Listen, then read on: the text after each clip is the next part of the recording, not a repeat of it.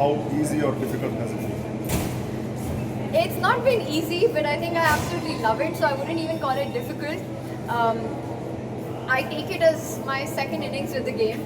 You know, as a player, doing the best I can for so many years, giving it, playing my heart out, and now I feel bringing this game that I feel so strongly about to millions of fans across the world is something that I absolutely love doing. It's a joy and a privilege. It's not a job. I get to talk about elite level chess, bring it to fans across the world, hopefully make them feel the pulse and the energy of the game and not just the variations and the lines. It's a dream job. What prompted you to get into this? What triggered, that you should get into this? You know, the trigger I think happened so many years ago. Back in 2013, my very first commentary was Vishy Anand versus Magnus Carlsen in Chennai, the World Championship match. A very historic one, which Magnus won and then went on to dominate the chess world for so many years. At that time, because I was still a very active player, pretty much till the pandemic, I itna nahi karti thi, but I used to do one tournament a year, maybe 2 tournaments a year, but I didn't take it seriously. Now looking back, I think that was the starting point. Then when the pandemic happened, the Magnus Carlsen Invitational Tour, chess moved online. Slowly my path started moving towards commentary. But I still love playing. I played the Olympiad every Olympiad since 2008, and I think my biggest motivation has been to play for India. Now that we won the gold in Budapest in 2024, I feel like since then I have moved towards commentary. So how many days in the year this keeps you occupied, the commentary part of it?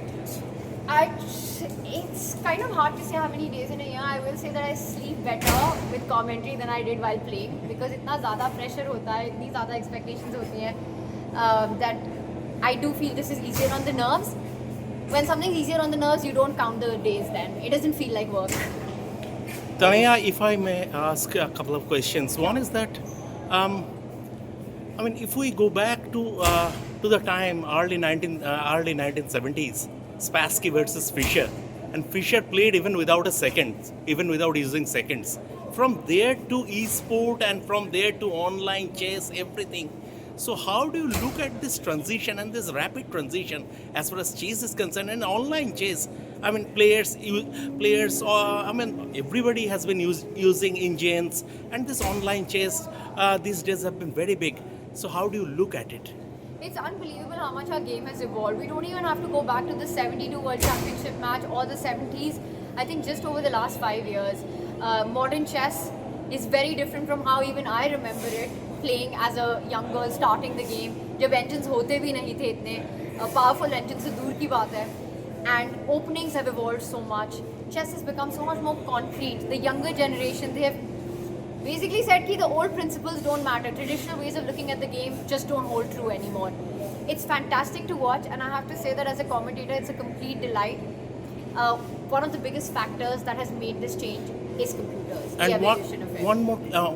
another question regarding India's women's chess. Yes. The way it has progressed, obviously. Now Vaishali is the women's champion, candidates champion. Yes. Vaishali, she would be vying for the world title.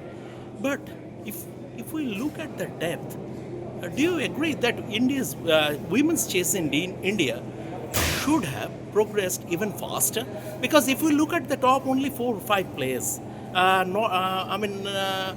other than those 4 or 5, right at the cream de la cream, do you think we haven't yet cracked that elite code? You know, our boys have been so much in the news, but I think the girls are not far behind. You mentioned Vaishali. We've always had Harika, Humpy at the top as well. We've got Vaishali in the younger generation, and let's not forget Divya, incredible run at the World Cup as well. And the thing is that it always takes seeing the idols, seeing these winners at the top for the younger generation to take it. And I think this is going to inspire so many young girls to take chess more seriously, to take it up professionally. And the girls are not far behind. I do feel, yes, there will be a time when we'll have an entire bench of very strong young girls who will be taking over the world top 20. We've already got some big names up there. Playing for the World Championship, Vaishali, winner of World Cup. We've got Humpy, former World Rapid champion as well. Harika playing so incredibly well. We won the Olympiad gold in 2024, the Olympiad bronze in 2022. I was part of both these teams, and I think we're only making progress in the right direction. Vishali, Tanya, you just mentioned about Humpy, and nobody's talking about, yes, Vijay Lakshmi was one of the pioneers of women's chess. Absolutely.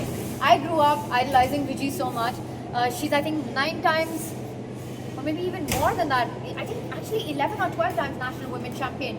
And you know, it's not even about the medals that Vijay won. What I loved about her was her style of play. She was absolutely fearless on the board. She had so much optimism about her position. And I remember when I became the national champion for the first time, having seen grown up, hearing about Vijay, seeing her play, I think for me that was a big tournament because Vijay was playing in that event. So that made it even more special for me. And you're absolutely right that the seeds were sown then. You know, of course, looking back, you've got Vishy Anand on whose shoulders Indian chess stands on. And I completely agree that Vishy's also been one of the big beacons in women chess. Now, looking at Vaishali's World Championships match, Yes. what are the chances and what would she be guarding against her opponent?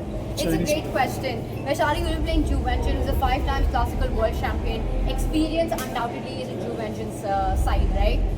Nobody can deny that. There's no question of it. Zhu Wenchin in her mid-30s now has been in the women elite for so many years. But also there is this feeling that Wenchin's peak maybe is behind her. She had a rough Norway chess as well right now. Her rating graph feels like she's been struggling. She's not as active as she used to be. She's an absolute force to reckon with. The World Championship match comes with its own nerves, and Wenchin knows how to handle that. She has impeccable experience in it. She's won 5 titles. But let's compare that to Vaishali's hunger, ambition, and youth right now. I feel like that is something to talk about as well. Vaishali's graph has been on the rise with her rating, her tournament wins, her performances, her fighting spirit, how she comes back in tournaments, her ability to make those comebacks. And I think that is a champion's mindset. It's going to be a very tough match. If I'm honest, I would in my head place Wenchin as a slight favourite, but I think anyone who's underestimating Vaishali's chances is making a massive mistake. I would give it 55-45 to Vaishali. Yeah, Tanya, just the one with 1988, 87, end of it, 87, Vishwanathan Anand became the first grandmaster. Yes. 4 decades, close to 100. But you say India has to become a real powerhouse in chess now, you know, displacing the old Soviet Union or Russia. Yes, absolutely. And once again, I think whatever Indian chess is, wherever we are, it stands tall on Vishy Anand's shoulders. I do feel that, you know, when he did what he did, there was no roadmap for Indian chess. He sort of paved the way for everything that was to follow. And today, I think just last week, India got its 96th Grandmaster. What it took from having the first Grandmaster to having 5, and what it's taken from there to right now, we can see the difference, how closely contested the battle was. In the last 4 years, India has just been producing Grandmasters after Grandmasters. And today, I think it's no surprise that in the world as well, India is considered a superpower of chess for the right reasons. And I think Vishy's role cannot be overstated in that. Tanya, sorry. How nice would it be to have world champions both from India? The Gukesh reigning champion, Lynn, and Vaishali can be the women's champion. It's a big year coming up for Indian chess. You know, we've got a seat on both these tables. Gukesh will defend his title. Vaishali will be the second woman after Humpy to fight for the Women's World Championship. Back in 2011, it was Humpy versus Wu Yifan. Wu Yifan won that title. Vaishali will once again fight her Chinese opponent Zhu Wenchin this time. And I think the fact that you've got Indian players fighting for 2 World Championships already speaks volume of the depth of Indian chess right now. It would be fantastic, but I also want to tell everyone that it will be a very difficult World Championship for both these players. Tanya, as far as the men's world championship is concerned, pick Sindarov and pick Gukesh, assuming that both are on top of their game. Who are you picking? That's the big question. I think you hit the nail on the head. It will all come down to form. For Gukesh, he needs to find his form, and now time is running out. If we can get the Gukesh of 2024, I would say that we have a match on our hands. We have a big match, with even putting Gukesh as a favourite because he's had the experience of a world championship. With Sindarov, with the run that he's had, and Gukesh so far struggling with it, time running out, it's incredibly important that Gukesh feels the confidence and is in the shape of his life when he comes into this match. Because Sindarov smells it right now. He can feel it. That he's not playing against the Gukesh of 2024. He's playing against a shaky Gukesh. So it all comes down to what form these two come in. If we've got players at their best shape, given match experience, I'll pick Gukesh. But with the narrative of what we've been seeing so far, I would say that Sindarov has a big shot. who am I rooting for in my heart? I don't think that's a big question at all. I think everyone knows the answer to But that. I Gukesh- really hope Gukesh makes a comeback. But Gukesh sort of made the mistake of playing everything after winning the title, isn't it? I love that. I actually love that spirit, the fighting spirit of going out there, of not being a slow, silent world champion, of fighting regardless of how the tournaments went. Gukesh went back and fought and played every single event. He wanted to prove himself. He didn't shy away. Not just that, he also didn't turn away from his true nature of play, his brand of chess. But yes, that's cost him a lot of energy. That's cost him a lot of points over the board. As a world champion, every result is scrutinized. Where is his confidence right now? These are big questions to be answered. He has an incredible team. And I think Gukesh makes a comeback in this match. We will have a very close fight between these two absolute superstars of modern chess. Just one more question from my side, final question. Do you see in the long run the way proliferation of, online chess, rapid and blitz, without Magnus, do you see in the long run classical chess surviving? I am a believer of classical chess, and I truly think that no matter what, classical chess will remain. But we've seen the evolution of chess. You spoke about it, right? From how it's gone from so many years to now being part of the Esports World Cup as well. So chess is thriving, it's growing, every format will coexist, and I do believe that classical chess, for me, is very close to my heart. I have been a classical chess player. Classical world champion is where really it feels the prestige of the game lies.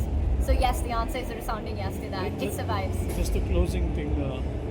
How tough it is for a player to be part of both the e-sport, like Gujarati player, and also raised in the classical format and getting into this now. How difficult it is. I just think that the players these days are just built different. They don't see those as challenges. I think they have this incredible depth in their play. You have players who are at the top of their game in classical rapid and blitz. They're big stage players. They don't mind playing in front of live fans, with cheering going on under the spotlight. That's how sports is meant to be. It's at the esports stage that you really feel that chess, sure, is an art science, but it's also a sport.